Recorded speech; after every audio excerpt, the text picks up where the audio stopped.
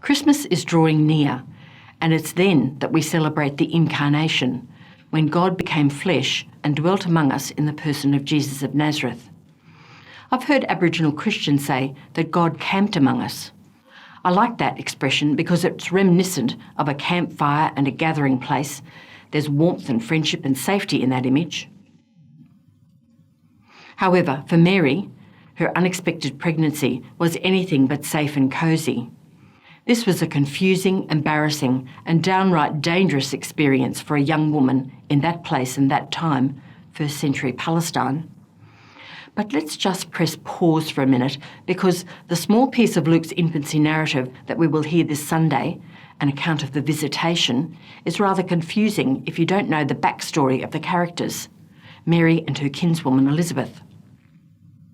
Months before this event, Elizabeth, who was getting on in years and had not been able to conceive, suddenly, miraculously became pregnant with her son, whom we know as John the Baptist. Then Mary herself became pregnant by the intervention of the Holy Spirit. Mary was completely thrown off balance by this, but thank goodness she had a strong family network, and she sensibly chose Elizabeth for advice and support.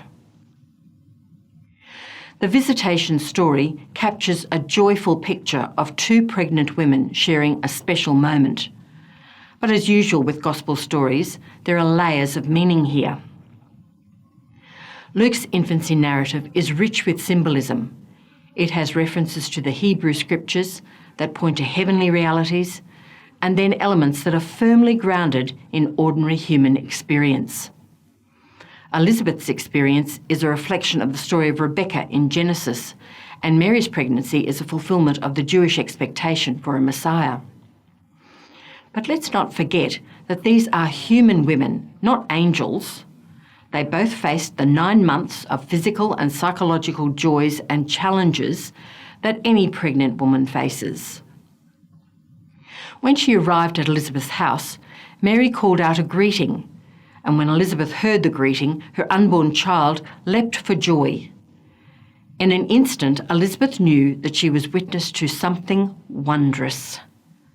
So here we have two women whose experience bridged the gap between heaven and earth. These two women were the first witnesses to the Incarnation.